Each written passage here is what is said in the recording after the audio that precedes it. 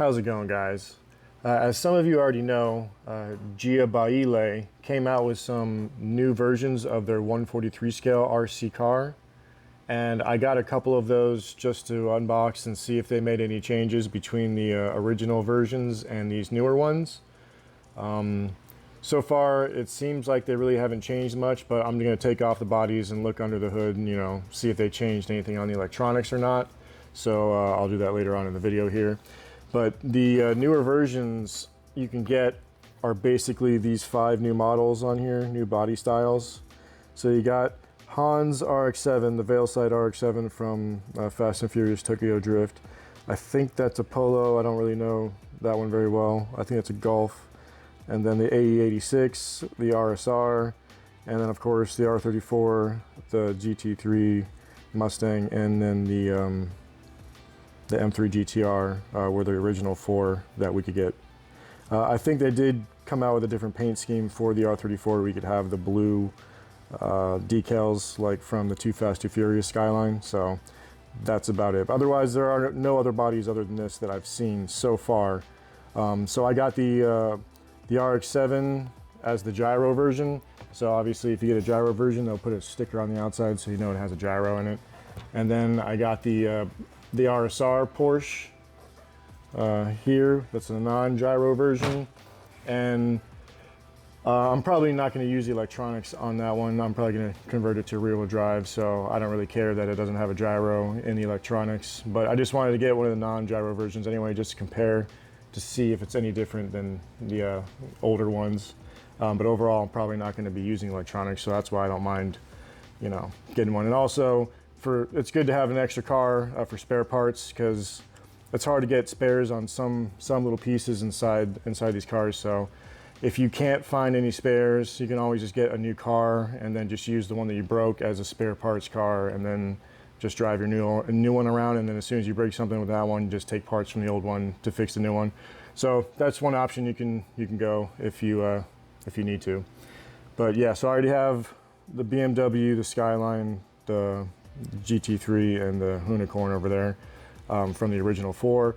But I only got the RX-7 and the RSR this time. I probably won't get the other bodies, so we'll see how it goes.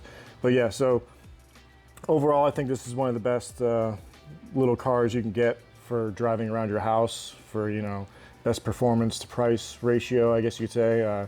For a $30 to $40 little RC car, it's pretty good for what it is, and most people will be pretty happy with it. There's not much else we can choose from in this size and price range right now, so this is pretty much what we get. But yeah, I'll unbox these real quick and then talk about what's changed. Everything you get in the box is the same as the original versions.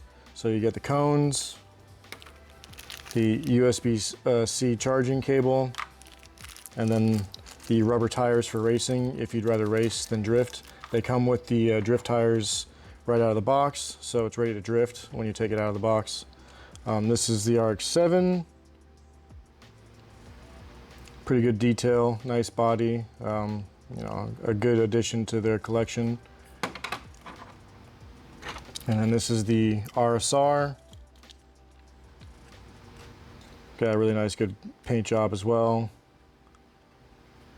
And I like how these are like wider offset bodies now. They're much wider than the older ones. The GT3 was wide, but these are actually wider than the GT3 Porsche from the original set.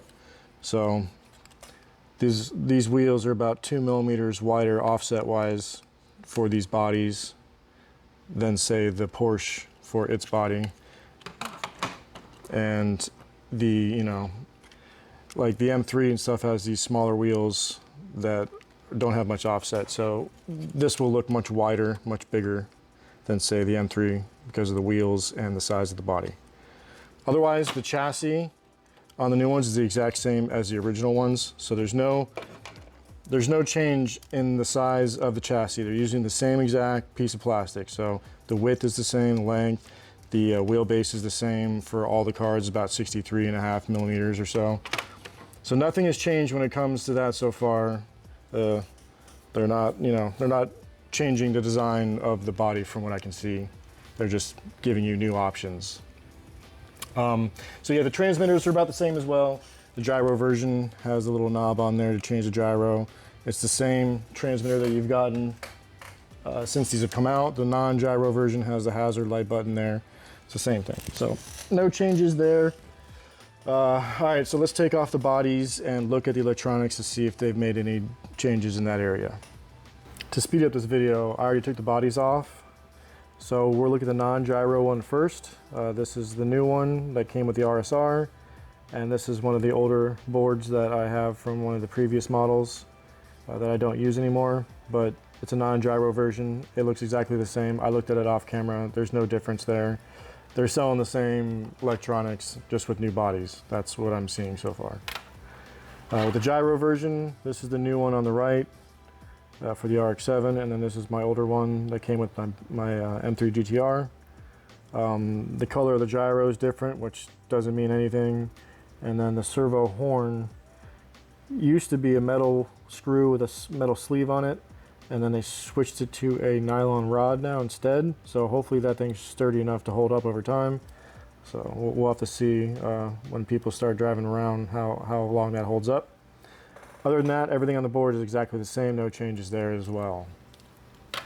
So if I test drive these things, they're going to perform pretty much exactly the same as the ones that I already test driven in my older unboxing videos. I'll do a little quick run at the end here, but I'm not going to do anything crazy because there's really no point. It's the same. They're the same cars.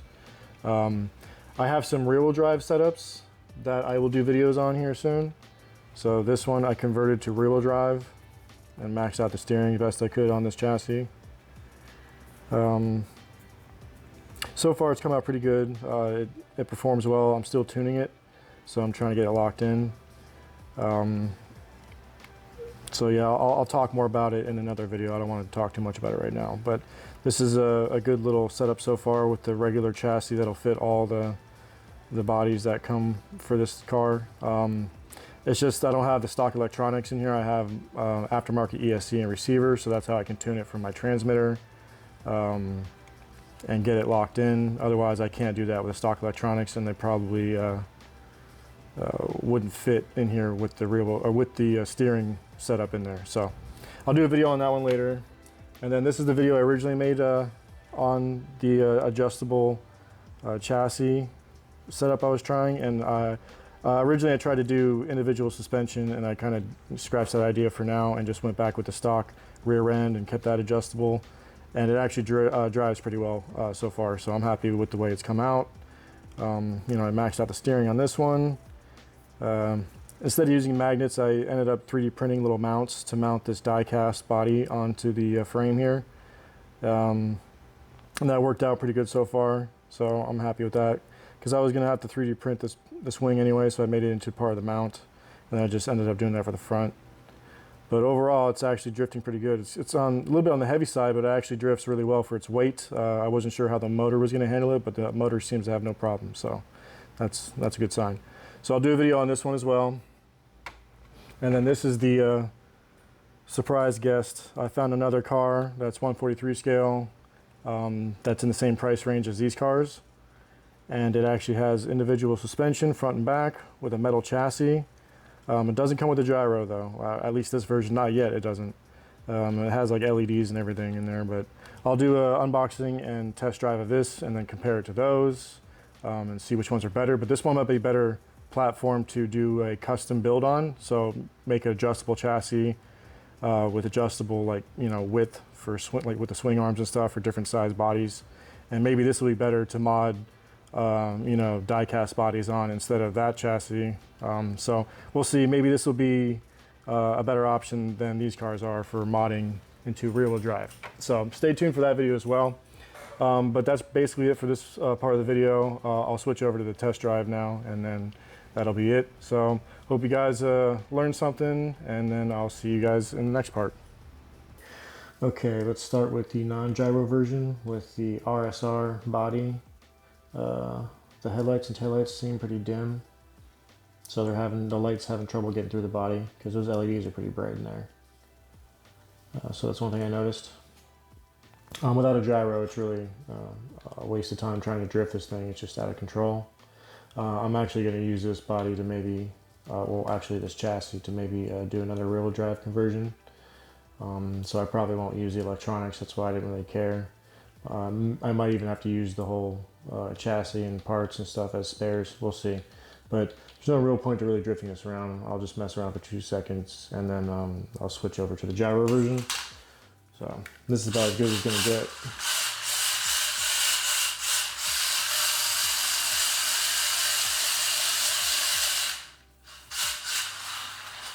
That's its best trick. All right, let's go to the next one. And here's a gyro version with the RX-7 body on it. It should perform very similar to the original gyro version since there's no difference in the electronics. It's just the body and the wheel offset. Maybe the tires, the plastic is a new material. Either that, they're really, really smooth. So we'll see how it performs on hardwood floor. I have it at 50% power, 100% gyro gains.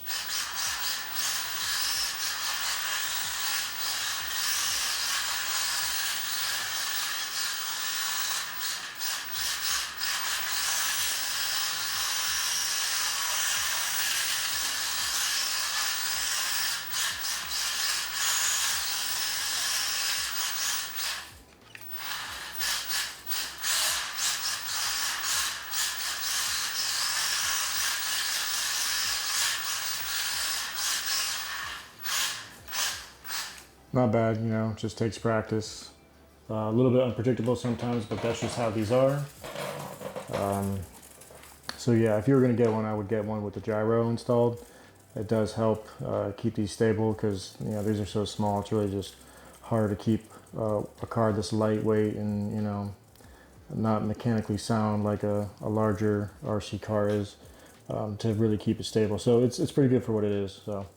But yeah, that's about it for this test drive. I'll have some other videos of my rear-wheel drive setups coming up soon, so stay tuned for that, and I will see you guys in the next one.